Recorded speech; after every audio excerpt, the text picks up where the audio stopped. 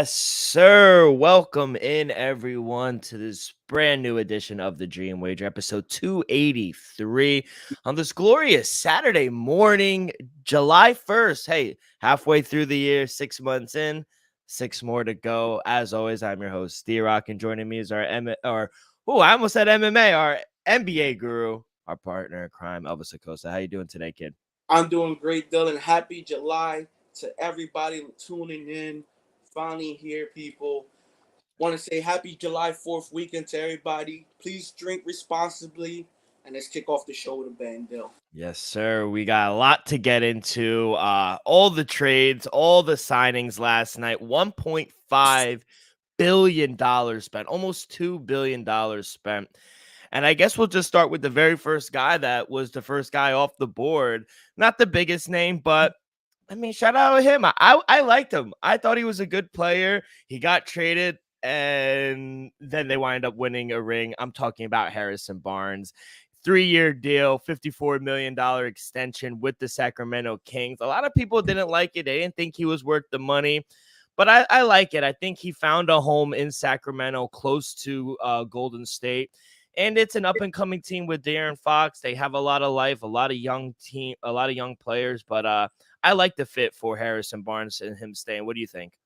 I think it's a great move, Dill. I know a lot of people probably say he's overpaid, Dill, but you got a nice veteran. Harrison Barnes, I know he's not, the all-star caliber he once was with Golden State, but he's still solid. I think he's still worth the money that he received, and I think moving forward, he's still going to be a pretty good starter for the next 3 to 4 years. So it's not like you just signing him to keep him. No, he's going to be starting and being productive for years to come.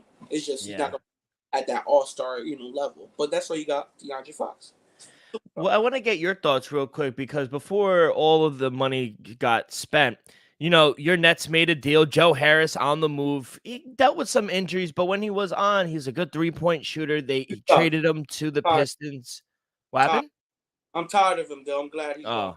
You're glad? At every moment, every playoff series. Put it like this. Have you seen him hit more than 2 threes in a playoff series? I haven't. And I watch I can't recall. Still, he's a no-show come playoff time. In a regular season, he'll probably shoot 38, 40, 41%.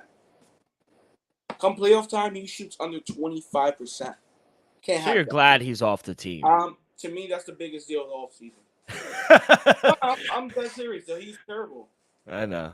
But when he is healthy, he can give you some productive minutes.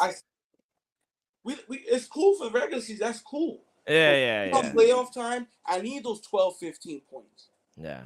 Playoff time, you come average 6. And we also talked about last pod we talked about potential free agents, and we kind of knew Draymond Green staying with the Golden State Warriors. He just wanted a brand new deal, 4 years, $100 million contract. He does have a player option in the final season to re-sign with the Golden State, but they're keeping the band back together. Steph Curry, Clay, and Draymond Green, another 4 years. What'd you think of that? Not shocked by it, though. Like you said, we all kind of saw it coming. Team-friendly deal, you could say. $25 million. The player option was, I think, $27.5. So, saving some money off the top deal. And to be honest, $25 million for Draymond Green, I think it's a pretty good deal. For a future Hall of Famer that plays both sides of the court, I think that's a very generous deal. And I think he did that because of the relationship he did have with the front office in Golden State. Shout out Rich Paul, though, because he's getting his guys paid. Shout out Rich Paul. You got 3 players, I think combined $390 million. So I don't know what the agents make off that, but if it's just let's just say he's good. He's good. Your boy Chris LeVert, he signed a 2-year deal, $32 million extension with the Cleveland Cavaliers. You like Chris LeVert? I know he was dealt with a lot of injuries in the beginning of his career, but he's kind of found a home in Cleveland. Yeah, he's a solid offensive weapon. He could come in off the bench, even if you put him in the starting rotation, though he could average, high teens, even possibly low 20s if you give him the minutes. I seen him come in, in that bubble run. They'll remember when he was on the Nets during the bubble, and he'll come in and give you 25, 30 points. So, I think it's a great signing. I think he's a great role piece. To me, I would have liked him to go somewhere to help somebody contend. Maybe if he would have went to the Nuggets to fulfill, some of that Bruce Brown, minutes and points, maybe something like that. Just because I don't see Cleveland making any noise in the Eastern Conference. But hey, good for him. But I feel like he could have, helped somebody get over the hump. To me, he's Yeah. a role player like that. Another guy we thought that possibly could be on the move, but winded up staying for another 4 years, $102 million. Free agent Kyle Kuzma returns to the nation's capital. Kyle Kuzma took a shorter deal with the Lakers about 3 years ago and now cashes in after a career year. I think he averaged 22, 23 points per game. Kid from Flint, Michigan. He's cashing in, and I think he's deservingly so of this contract. What do you think? Yeah, I'm glad to see it. Maybe Washington with Poole, Kuz. Maybe they That's get the new two, Poole yeah. and Kuz. Maybe they go out, sign somebody else. Hey, maybe they trade for somebody. We'll like to see that. But I think with Kuz and Jordan Poole, deal, I think that's possibly a playoff caliber team. Yeah. If healthy, that's the thing. Colby White, he gets a 3-year, $40 million deal to stay with the Bulls. Now, I feel like he could have got that somewhere else. I don't know if the Bulls are they were a playing team, I guess you could say a playoff team, but I don't know. I'm not the biggest Colby White fan. I don't know if I think he got a little overpaid if you ask me. What do you think about that? A little overpaid, though, but that's just what the market is right now. He's a solid role player. I think he's 6 man. So he comes in off the bench, gives you, around 15, 16 points, 14 points. Some nights he'll give you a little more. I think he's a solid player, and especially I think you take care of him knowing it's already been ruled Lonzo Ball will miss the upcoming NBA season. Will So he ever play basketball again? it's not looking like it though, to be honest. He's still young, so maybe there's a chance. We done see players that have been counted out, like Sean Livingston. Numbers of players that has been counted out and they came back. So I think Lonzo's only 24, 25. So maybe Very sad. maybe in 2 more years, who knows though. We thought another guy we thought that would return, championship team Bruce Brown, but 2 years, 45 million. I mean, you got paid, Couldn't so say no to that. He couldn't say no to that though. but you're not winning anytime soon. It I don't I matter. He mean, won. That's the thing though. He won. He won yeah, 45. but you're talking about legacy now. So who's okay with just Chris Brown winning has a one? legacy. Huh? Brown has a legacy.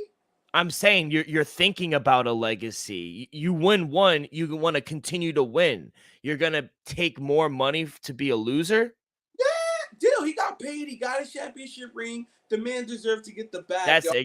that's I ignorant to me. understand. I understand. I wouldn't call it ignorant, but the man deserves to get paid. And Of the course. Nuggets wasn't offering that. This wasn't going to pay the man $22 million a year. They couldn't do that. Like for example, right now I'm waiting to see what the Lakers and Austin Reeves do. Remember, if a team out there offers Austin Reeves $120 million and he takes it, and the Lakers only call for 6, that's not ignorant, Dill. That's just you can't say no to that. And I guarantee, I think he was on a 2-year, $15 million deal. So this man just made $7.5 million this season, with a couple bonuses because he won the finals, and now he's about to make 22.5 deal. He just came off a 2-year, $15 million deal. That man couldn't say no to that. And I'm gonna be honest, I ain't mad at him. I understand your point of view, but Dill, I ain't mad at him. I would never do that. It's for the money, and these people are just continuously thinking about the money when you see all the greats just take pay cuts to win. I Winning is understand, what Dill, but that team is not built around Bruce Brown. If that was, Bruce Brown was one of the biggest pieces coming off the bench. no, yeah, I agree with you, but it's not. Did Michael Malone looks like an idiot because he was so drunk at the parade. He said, "Where Brucey Bree going? Nowhere." he ain't going nowhere? But Okay. still, at the end of the day, as of right now, 2 days ago, the Nuggets were the favorite to win the NBA championship next year. As of right now, the Nuggets are still the favorite to win the NBA championship. So it wasn't, it's not like it wasn't like Jamal Murray left for $260 million because the Nuggets could only offer him 220. You know, I don't care it's if you're paying me 2 years, 100 million. Like, I'm not gonna go down play with 50 the mil. Indiana Pacers in the middle of the country. Still, you're not turning down 50 mil. If they give me an opportunity to win a championship, cool. Let me ask you a question. Are the Pacers in a position right now to No, win? no. That's all I need to know. I'm not even me personally, I'm not even entertaining a meeting with you. I'm a champion. I'm gonna but he is. I know He's a that's what I'm champion, laughing. and he's proven that he could come off the bench and give you viable minutes. Yes, he's probably gonna start now and get more reps, and probably that's what he wants. I mean, he Yeah, feels like he's he a probably, starter. Bobby does want that. He wants to start. He wants to possibly lead a team of his own. He might. Priorities. He's making starting and the money a priority over winning, because you and I agree that you're not going to win in the 2 years that you signed in Indiana. And if you signed 2 years, maybe 10 million less in Denver, you're going to get back to the Western Conference. You're going to get back to the I playoffs. don't think Denver Nuggets could offer him 35 deal. I think it was another like 2 year, 20, 25 maybe. Yeah. Yeah, I don't deal. know. All It the was money. just Denver was up there with the salary deal. Don't get yeah. it twisted. They were up there, man. I don't know. I thought they lost a key piece, They in their still, in they, their they still, bench. but they're still the favorite. Yeah, yeah. They're still the favorite. So Speaking of Rich Paul, another one of his guys, and we talked about it. We were like, hey, this is another guy that could possibly go to a team that could help them win a championship. Jeremy Grant. Boy, did he get paid. 5 years, $160 million contract to stay with the Portland Trailblazers. I think he's an amazing player. What do you think about the contract? still, to me, I think it's a pretty good contract for both sides. Still, I think you're getting an all-star caliber player for what $32 million a year. We've seen what these other players are getting at 40 plus still, and I think you're Yeah. getting a whole lot of player in Jeremy Grant who consistently plays 50, 60, 70 games in the season, who been an all-star, can help you win. And I think you got him 5 years at 160 deal. I think that's a great move for both Yeah. sides. I agree, and he's the type of player where he's showing you he gets better every year, and that's And the he's type not of guy. ball dominant. He's still good. No, Like he's okay with letting Dame get his 30. He's still going to get his 18 to 20 with 8 to 10 rebounds. He's going to do it regardless still, and he's yeah, not going to ball dominant do it. He's not. He's a team friendly guy. He's gonna keep his head down. He's not going to be any off the court issues. I think it's a great sign. and before I went to bed, 3-time All-Star Chris Middleton. We knew that's another guy. I felt Yeah, like we yeah, kind of yeah. knew he was going to stay. 3 years, $102 million deal.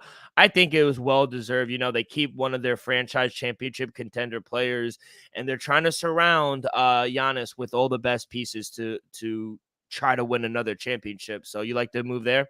Another great move, though. I think another little more of a discount, team friendly deal. Because remember, though, I don't know if you remember this video from a few years back when they all got together and they all got extensions, and Giannis made the video. He said, "This is money, and this is big money." When Drew Holiday and Chris Middleton all got their first deals, so this is another team deal. I think they talk to Chris Middleton, get a little bit off the top. He was making over 40 million a year. Now you bump that down to around 34 around there. Mm-hmm. Now let's see if they're able to sign Brooke Lopez deal. That's another huge piece. That's a defensive anchor, 3-and-D guy. So I think for Milwaukee to be as successful, as past seasons, I think Brooke Lopez, you can't let that guy go.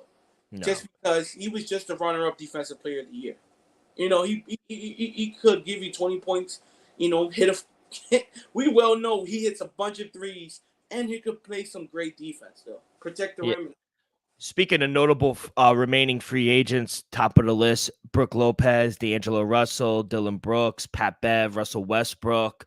But yeah, and there are reports that they're trying. The reason that they didn't sign him for more money is they're trying to keep Brooke Lopez in Milwaukee, which is the right move. Nice chunk of change. Think Yeah. about it. He had a pretty good playoff run. He makes over 30% of his 3-pointers. I think over 35% of his 3-pointers. And just came in second place in Defensive Player of the Year. That's value. And he's never hurt, knock on wood. He's always And Bill, reliable. and something you value highly, he's a champion. Yep. He brings that veteran presence to the locker room.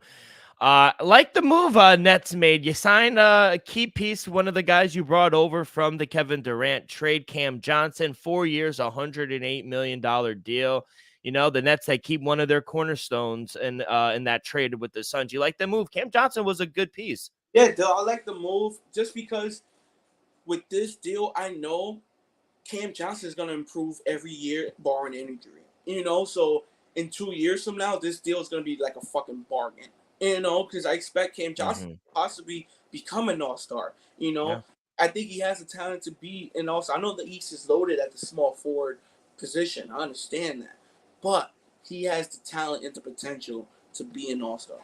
He plays both sides of the court, and I think developing this young group that you guys kind of have in Brooklyn, I think it's perfect for him. He went over with his boy, Brooklyn Bridges, and I really like the move. I don't know if I paid him this much, but he's definitely worth the money, I feel like, especially since inflation, everything goes up. So It's what the market is. Think about it. We had Kyrie, James Harden, and Kevin Durant all on one team, dude. We got the money. Yeah. You know, a sneaky signing that I kind of like. Forward Joe Ingles from Milwaukee. He signed a 2-year, $22 million friendly deal with the Orlando Magic. You know, an accomplished player, plays defense. He can shoot the ball. And now that veteran presence is going to a young Magic team to try to help them win. I kind of like the move. What do you think about that move?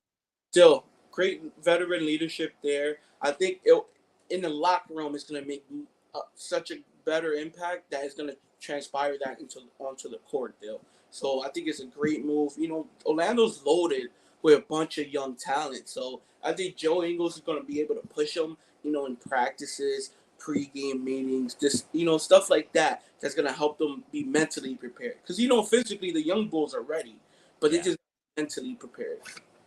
And now we'll talk about the other guy from Rich Paul, from undrafted to the biggest free agent signing, Fred VanVleet, 3 years, $130 million deal with the Houston Rockets. Man, I like Fred VanVleet. Don't get me wrong. He's a champion. He's a veteran to a very young team in Houston. Imudoku's bringing in one of his guys. I just don't know. Like obviously from a player's perspective, you can't turn down this type of money. But from Houston, and I know they had all this money to spend, but $130 for Fred VanVleet. I just don't know if I'd pay that, Elvis. I texted you. I was like, I don't like the deal. I'm happy that he got his bag and he deserves his money.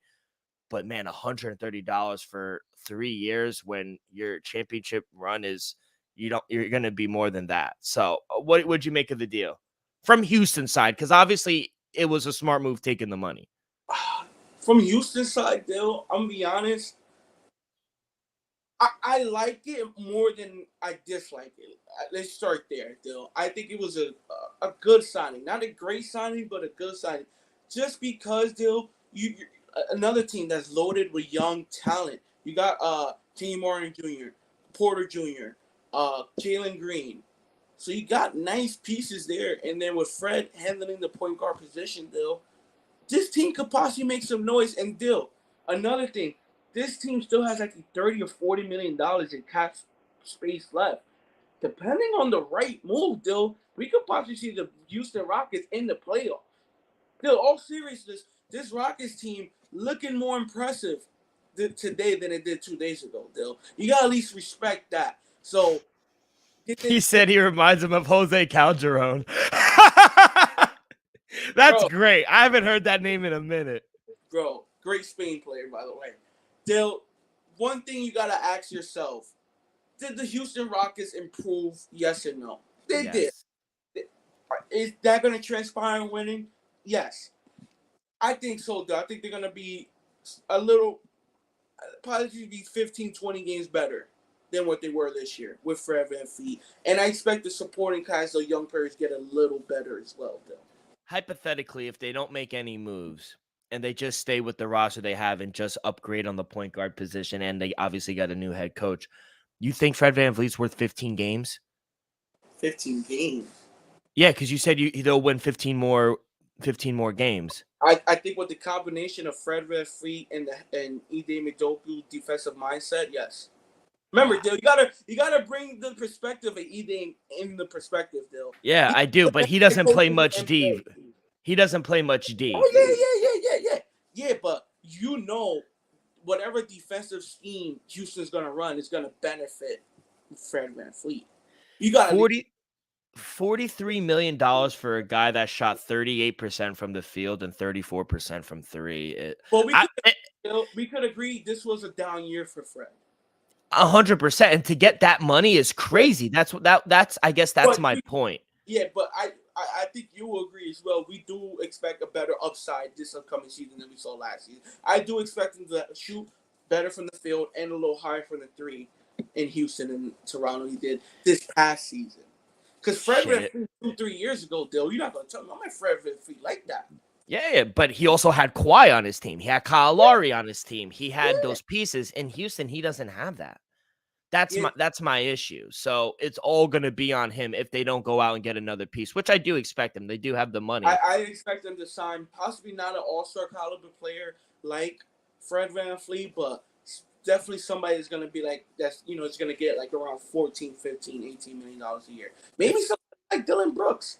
I'm hearing that bit. I'm not saying he's going to get all that money, but all I'm saying is Houston might sign Dylan Brooks. That's what I'm saying. If I was 6 or 7 inches more taller, I'd be a multimillionaire. Jesus Christ, all these contracts, it's like ridiculous. I feel like even Dennis Schroeder, who barely even saw playing time. Bro. Dennis Schroeder in the playoffs was pretty good, especially on the defensive side. You can't. Yeah, defensive side. That's what I was gonna say. Yeah. He plays defense, but offensively, he was a liability in some games. Some games, I agree with you 100%. But Dill, he got paid off the series defending Steph Curry because he made timely shots. Remember, he had a lot of those. He hit that game winner in game 5 against the Grizzlies, or game 6. He did hit the game winner with like 9 seconds left, 10 seconds left.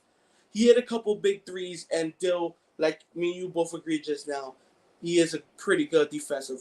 But he plays pretty good defense. Yeah, and I just don't know, like, as much shit as I was just talking here.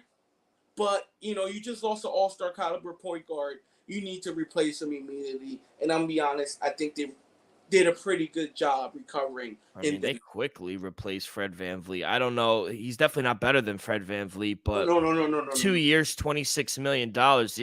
I just feel like these contracts are just jokes at this point, to be honest. Yeah, even for example, like Seth Curry, he got a two-year contract with Dallas. Like, Seth Curry hasn't done anything. Like, he shoots 40% from three, Dill. He gets in, how many minutes does he play? 10, 15 minutes a game? I'm just letting you know why he got signed. I'm not disagreeing with you, Dill. All I'm saying is he got signed because he shoots 43% from three-point line, and that some teams value that more than others. That's all. And I think during the middle of the I'm just reporting, my brother. That's all. And I think during the middle of the night, Tyrese Halliburton, he got a 5-year max contract up to $260. He's the franchise player now. They literally came out and said, "This is our guy. We are going to build around him," and rightfully so. I think he is the best player on that team. So, I guess it's just him and Bruce Brown. You know who's punching the air? Remember that guy that came out? He was like, "Oh, wannabe all-star Tyrese Halliburton."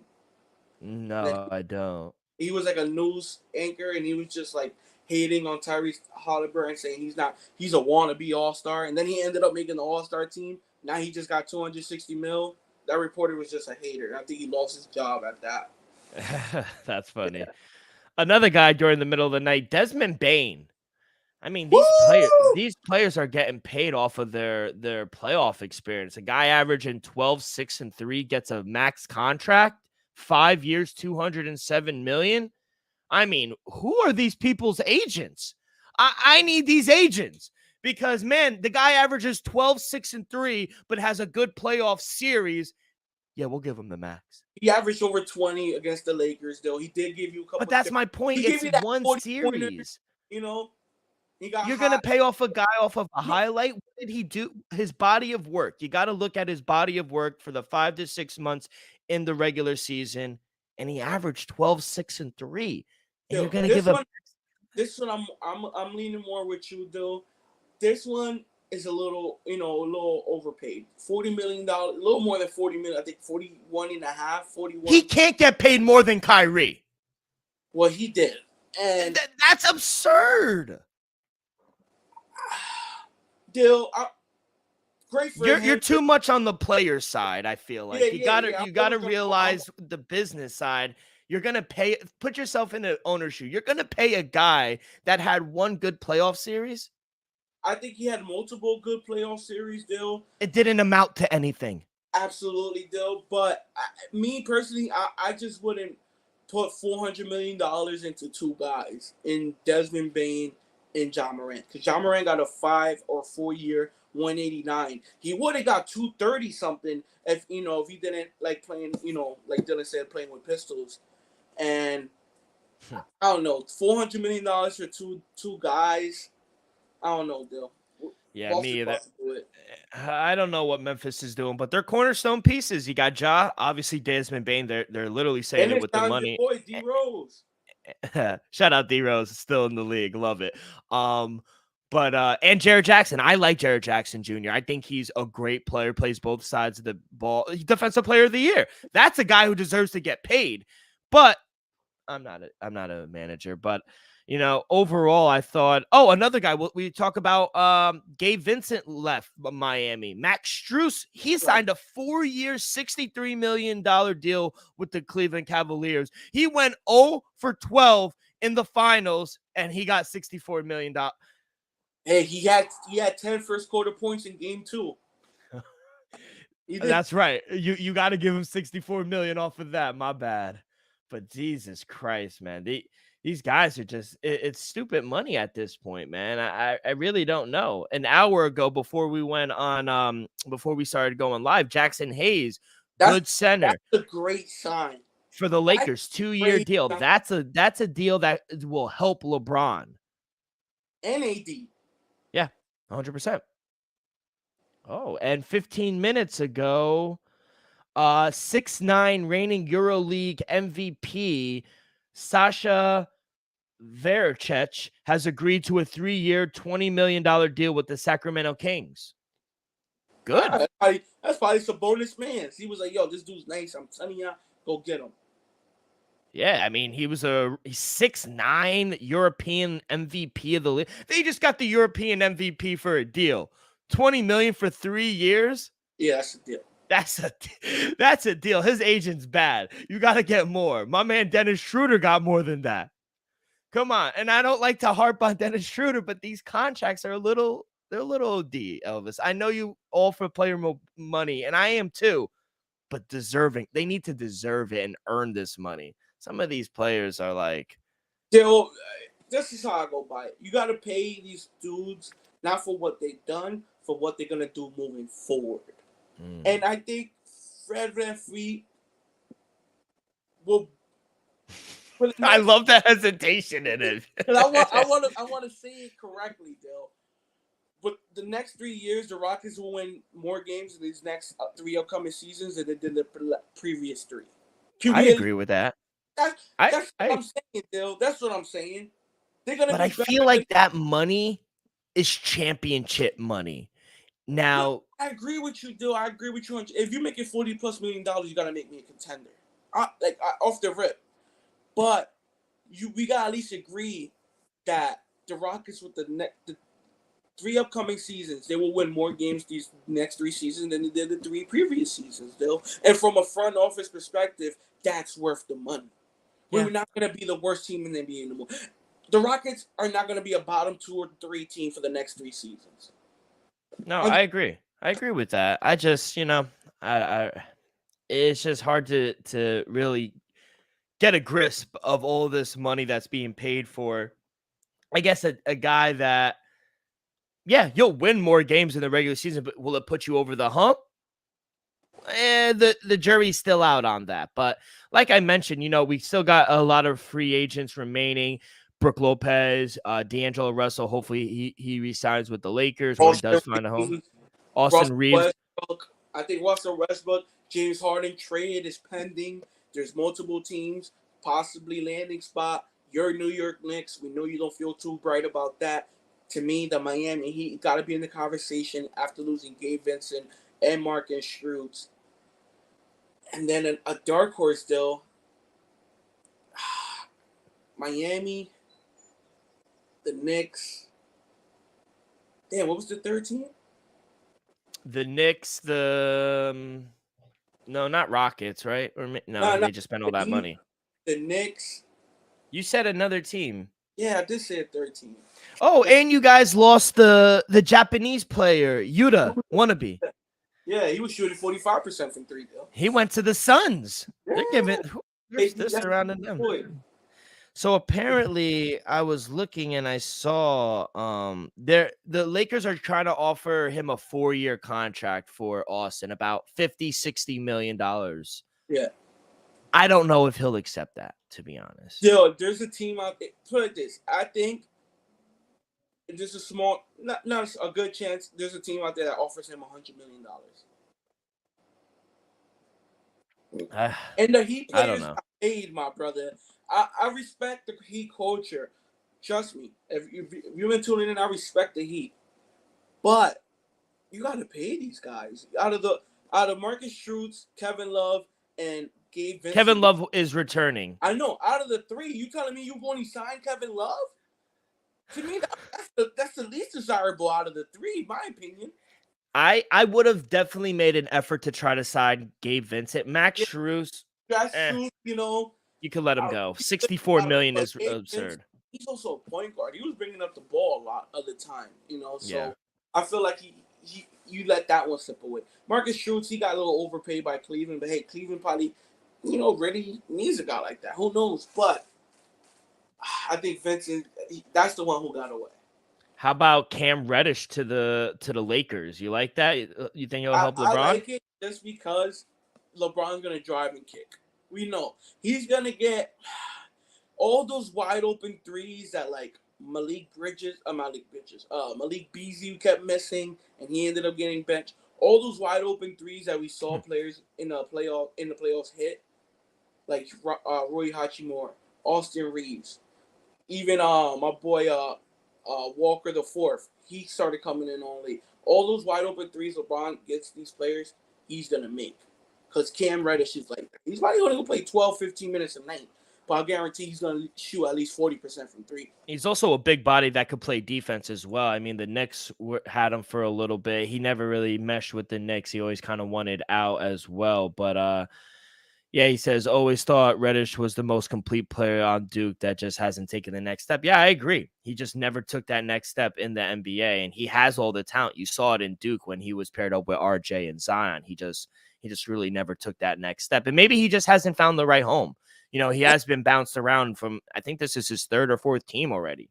So we'll see. But yeah, Elvis, you were mentioning James Harden. He opted in, but he's going to look for a trade. It's going to be, he's a future Hall of Famer. He's going to be on his fourth team in like 3 years or something like that. 4 team in 4 years. There were links to the Clippers. There were links to the Knicks. I really don't want him. I know he's a great player. I just don't think that's what the Knicks need to pair him up with Jalen Brunson. You got 2 ball dominant players. You know what I mean? And I don't think they're going to mesh well. The only reason I disagree on that is one reason. It's because we saw how successful Jalen Brunson and Luka Doncic was, reaching the Western Conference Finals just a year ago. So if from the Knicks' perspective, maybe they're looking at it like that. James Harden's not as ball dominant as Luka Doncic is. And James Harden, we know he's going to average 10 assists still, so that's not the issue. He's not a selfish player. So I think they're looking at it that we saw the success that the Mavs had with Luka and Jalen. Could we replicate that in New York with Jalen and James Harden? Still, can it work? Yeah. Will it work? I like to see. Just because James Harden, we could both agree, Dill, he's an unselfish superstar. We could at least agree on that. He don't mind Jalen Brunson getting his, because we just saw him help Joel Embiid get his first MVP. So we know James Harden can sit in the back seat and just cool and average what he wants to average. So I think personally, Dill, I think it will work. Remember, also, I buried the lead as well. Kyrie is returning. I always thought he was going to go to LA or, somewhere else, but he is returning. They're going to run it back with him and Luka, Those 3-year big deal. Texas now. Imagine letting Jalen walk and then re-signing Kyrie for all this money. I would have You just alluded to how good Luka and Jalen Brunson were. I don't necessarily think, and we saw it. They just completely fell through the hole after getting Kyrie. And Kyrie's a top 50 player of all time. I'm not saying in the league, but it just doesn't. I don't think you could win. And the problem with the Mavs were it wasn't offensive problems, it was defense. And I don't think re-signing Kyrie is really going to help them or get over the hump. They've proven it already. So I don't know. The year that Jalen Brunson just had with a lesser team, with less star power than Luka, and they did more, just shows you how valuable, in my opinion, Jalen Brunson was to the Dallas Mavericks. But then you're going to go and re-sign Kyrie. Not knocking Kyrie. I'm a Kyrie fan. I like Kyrie. I think he's an amazing player, but it's just you should have went out and made Jalen Brunson a priority because I thought they would have a better opportunity to win long-term with Luka and Jalen because not only does he score 20 to 25 points a game, he also plays defense. And that's been a knock on Kyrie his whole career. He'll drop 40 on you, but defense is an option. So what are your thoughts on that real quick? Nah, Dill, I agree with you 100%, Dill. To me, from a business standpoint, not knowing physically Mark Cuban, but being the business mogul he is, to me, it doesn't make sense that you sign Kyrie for 3 years, 126, where you would have got Jalen Brunson for 4 years at 105, 110. So you would have got Jalen Brunson, who brought you more value, who got you to a Western Conference Championship for an extra deal and $20 million wholesome cheaper. So you're going to be saving about $15 to $20 million a year and getting an extra year out of that player. So instead of signing Jalen for 4 years, 105, 110, you sign Kyrie for 123 at 3 years. To me, from a business standpoint and a front office standpoint, that don't make sense. We saw Kyrie and Luka be the 4th seed when Kyrie was traded to the Mavericks and then completely missed the play-in tournaments, fall into the 11th seed. And then we've seen Jalen Brunson and Luka reach all the way to the Western Conference Finals. And remember, putting an absolute beating on the Phoenix Suns in the Game 7 by damn near 50 points in Phoenix, Arizona. I mean, you laid it out perfect for me. But Z Players, he makes a great point. His dad's an assistant coach for the Knicks. He wanted to go play with his dad, and he also wants to be the man. He's always going to be second fiddle to Luka, rightfully so. Luka's a top 5 player in the league. Brunson, the Knicks are Brunson's team.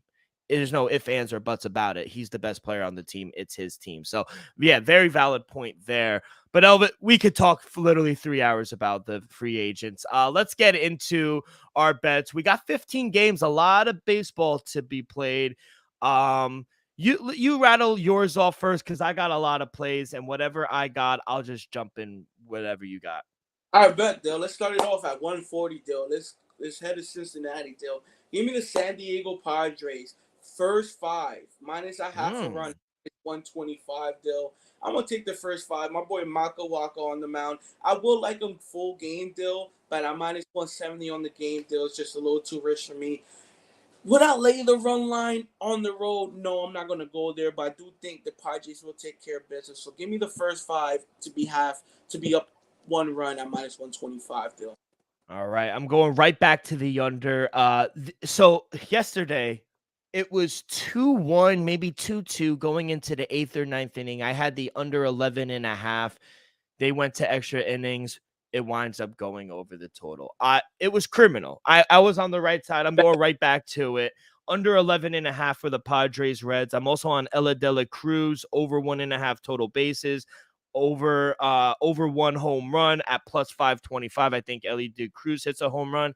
I'm also on Jake Flaherty, to over 1.5 HRR. I think that's at like minus 130, minus 135 at BetMGM. But yeah, should be a big game for the Reds bats, but I do like the under 11.5 as well. What do you got next? Dill, give me the Boston Red Sox on the run line in Toronto, Dill. I just feel like the Red Sox, we could possibly sneak it out. So I'd like to sprinkle something on the money line at plus 140, Dill. But I ended up playing it safe. Give me the Red Sox on the run line, minus 140, Dill. I'm on Yusei Kikuchi, the pitcher for the Toronto Blue Jays, under 17.5 outs. I don't think he lasts more than 5-6 innings. I think the bats of the Boston Red Sox get to him, and he's only gone over this out prop in one of his last 5 starts. So he doesn't go really long into games anymore. So minus 114 for Yusei Kikuchi, under 17.5 outs. What else you got? Dill, give me my dog of the day. Let's head to New York. Give me the San Francisco Giants with this Good. on the mound. Plus 126 on the money line. Dog of the day. I expect San Francisco to walk in and take care of business. I understand the great Justin Verlander is on the mound, though, but this ain't the same Justin. The Mets team, 10 games under 500. We saw your boy Pete Alonso break his bat last night there. The times are just getting rough for the New York Mets, and the month of July is not going to change that deal. So give me the New York. Give me the San Francisco Giants plus 126 on the money line deal. Sorry, not sorry. No. I mean, I've been fading the Mets, and I've been profiting off my own team. But yeah, 13 blown leads. So we were 3 games out of first place going into June. We're 18.5 games out now. It's literally the worst month in. I seen that the other day. The owner, he had a press conference to discuss how things are going out. Did you tune in? He hasn't said anything of value. No one has. Billy Eppier, the GM, the coach. Don't get me started. We're already 43 minutes into this show. I don't want to rant for 5 minutes about this disgusting piece of shit of an organization. I can't do it. But I mean, I don't blame you for fading the Mets. They're awful right now. So yeah, good play there. What else you got? Good. Dale, my final play of the night, Dale. Let's go to Seattle. 7:15 start. Give me the Tampa Bay Rays minus 120 on the money line, Dale. I understand why the number is a little short, but I think Tampa's just a much better team in this one. I'm standing on the road, a little late. West Coast time, they coming in, but I still think they take care of business. Give me the Rays minus 120 on the money line, Dale. All and right. also lean the over as well. I think. Come on, 7 runs. Yeah. All right, I got a few more plays. I'm gonna go Washington, Philly under 8.5. A lot of people are on the under, which worries me. But Zach Wheeler, Mackenzie Gore, they've been pretty good recently in the month of June. So I think we see a short game. I'm gonna go under 8.5 there. I'm gonna take your boy Nathan Eovaldi on the money line with the Rangers at home to beat the Houston Astros. Yeah, good matchup. I'll go to Baltimore. Orioles hosting the Twins. I'm going to take the under 9. Twins can't hit, and Orioles, they've been sluggish. They only scored 1 or 2 runs last night. I think the bats are going to be a little tired today. I'm going to go under 9 there. Another under. I'm going to go down in the ATL, the Braves and Marlins. Yuri Perez, man, this kid's a stud. He's 4-1, 5-1. He has like a 1.60 ERA. The kid's amazing. And you got Uncle Charlie on the mound as well. I think we see a lower scoring game here. I'm going to take the under 9. I'm going to take Marcus Stroman, all-star. I'm going to take him on the money line, minus 132. Just the way he's been pitching has been lights out this year. He deserves to be an all-star starter. So going to take Marcus Stroman, and I think the Cleveland Guardians are going to have a tough time hitting him. So I'm going to take the Cubs on the money line. I'm going to be on the opposite side of you in this one. I'm actually going to take Seattle on the money line at home, plus 102. Not a fan of Tyler Glasnow since returning. He's kind of been up and down. His hard hit rate has been up. And George Kirby, I'll admit I'm a little biased. I think I'm a little higher on him than I am most other pitchers from New York. I just think he's a much better pitcher right now than Tyler Glass now. So gonna take a shot with the home dog there. And then for player props, I got two. I'm going to take Ketel Marte in the later game in the Arizona Diamondbacks and LA Angels. Ketel Marte to score just a run, -115. He gets on base. I think this Arizona Diamondback team will get him home. So I'm going to take him to score a run. And then on the opposite side, the pitcher for the LA Angels, Tyler Anderson, over 1.5 walks. He's hit this in over 4 of his last 5 starts. So they're disciplined at the plate as well, the Diamondbacks. So I'm going to take over 1.5 walks for Tyler Anderson. So a lot of plays on the diamond, Elvis. Anything that I missed or anything you want to, any late plays you want to add? Nah, Dill, that's all. Like I said, I do lean the Rangers as well, though. I think that's going to be a great matchup. I expect them to take care. Battle of Texas there. And then I'm going to lean Arizona Diamondbacks on the road against the Angels, Dill. I think the Angels, they've been rolling, playing much better ball as of late, Dill. But I just think the Diamondbacks are the better team. All right. And real quick, 2 WNBA games. In the beginning of the season, I said there were 2 super teams. No, there's just one. It's the Las Vegas Aces. They destroyed the New York Liberty. When the Liberty, they have a lot of star power. They have former MVPs, but it's gonna take time for them to gel, find their rhythm a little bit. Where the Las Vegas Aces, they've just literally been so honed. They have all the pieces. Asia Wilson is just a stud. So I'm going to take the first half over 88 points. Like I said a few pods ago, Aces in home games, the first half over is just an auto bet at this point. If you could get under 90 points, they always come out of the gate hot at home. So they're laying double digits against the Connecticut Sun, who the Sun actually gave the Las Vegas Aces their first loss, but I think they have a little revengeance on their mind. So I'll actually lay the 11.5. I like the full game over 170. I like the first half over 88 points. So I think we see a lot of points in that game. That starts at 3:00. And then the Minnesota Lynx and Phoenix Liberty. No real opinion. I don't want to back Phoenix as a favorite. And Minnesota Lynx, they've kind of been sneaky the past few games as an underdog. So really don't want to touch that game as well. But Elvis, let's get to the gridiron. Oh, I do want to apologize. I know we said that we were going to have a guest on, Emery Hunt. Just schedules got mixed up, and he's going to come back on for the NFL season, but we couldn't get him on for the USFL Championship. But don't worry, Elvis and I will take care of it. Elvis, it's the Real moment quick, Dill, Yeah. let's provide our listeners to our sponsors. Oh, yes. We're sponsored today by Viva Tequila Seltzer, the most refreshing hard seltzer on the market, hands down. There's no wonder why Viva was voted #1 hard seltzer in the world by San Francisco World Spirit Competition. With only 88 calories, 0 carbs, 0 sugar, and 4.5 ABV, Viva is the perfect drink for your post-game celebrations, as it was created with that active lifestyle in mind. We flavor tequila seltzer because flavor is the spice of life, and we like our drinks with just a kick, just like how we like our lives. Whether it's Huckleberry playing a round of golf with the boys or an elderberry this Saturday. You know what's going on today? 3:00, Elvis? Money in the Bank, baby, in London at the O2 Arena.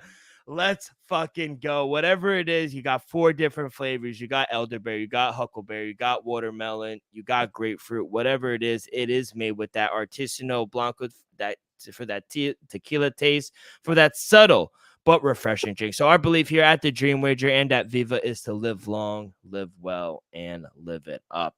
Thank you for that, Elvis. I totally forgot about that. But let's get to it.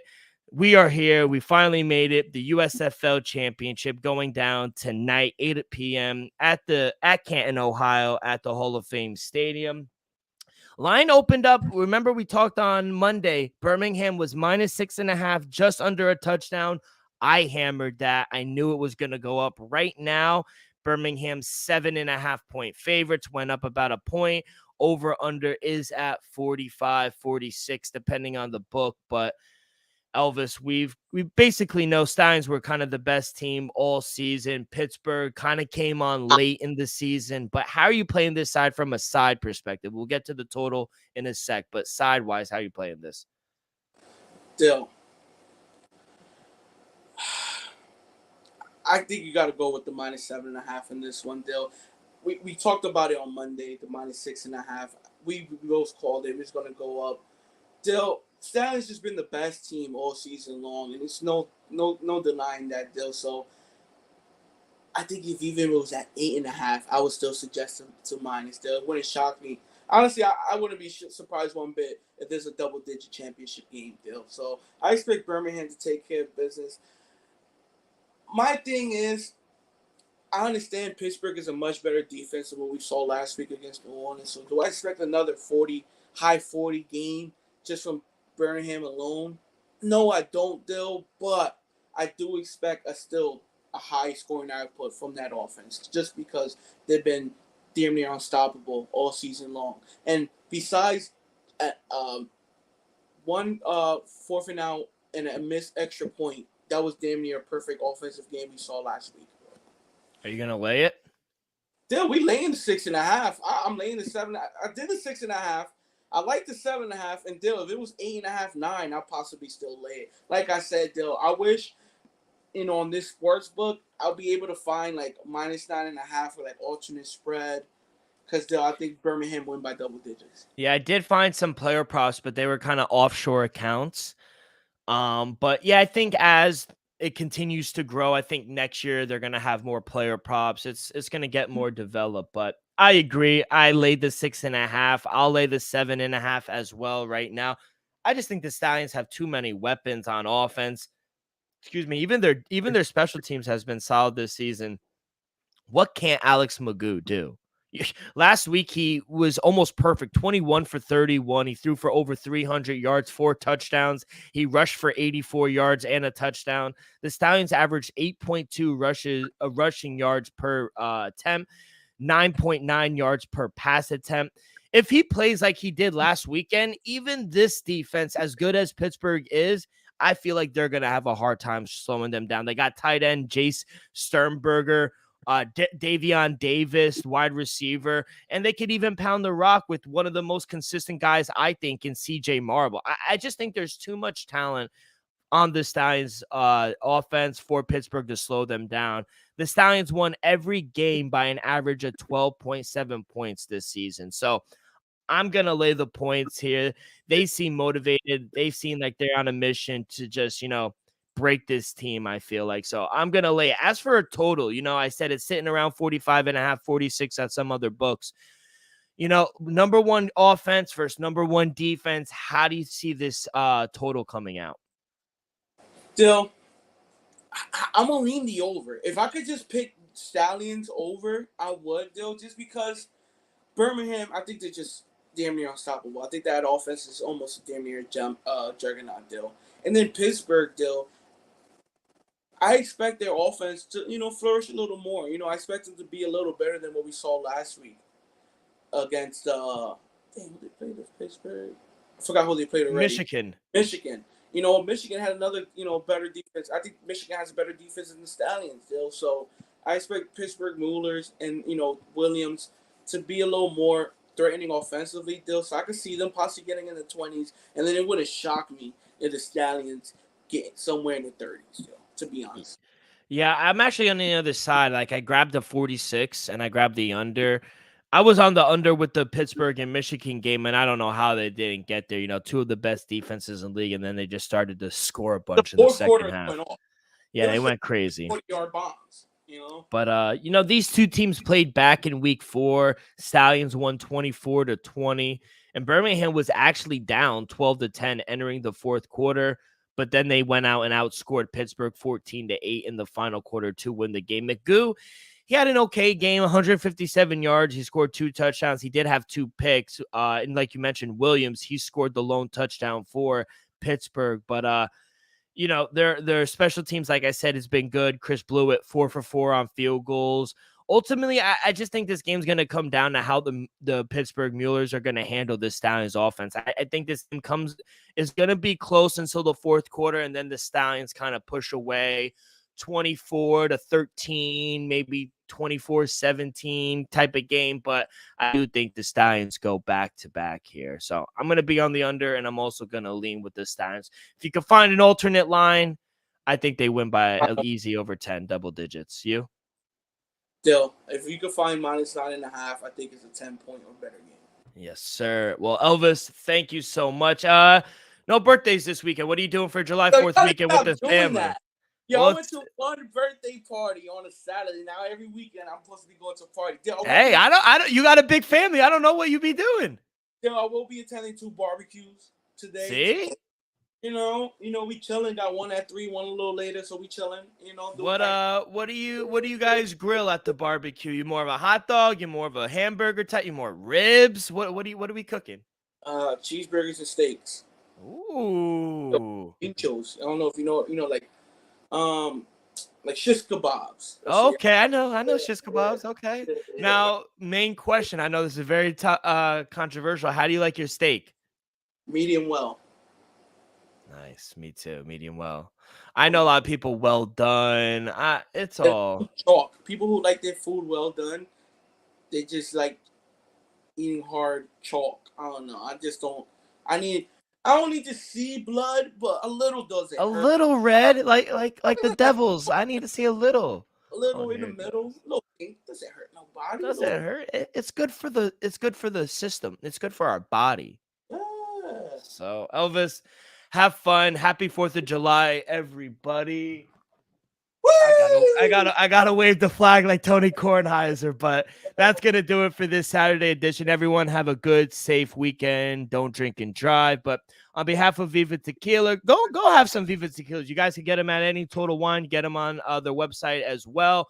On behalf of them, Elvis, myself, we'll see you guys in a few days. Follow along on social media, Twitter and Instagram at The Dream Wager. Make sure you subscribe and listen on YouTube, youtube.com/The Dream Wager.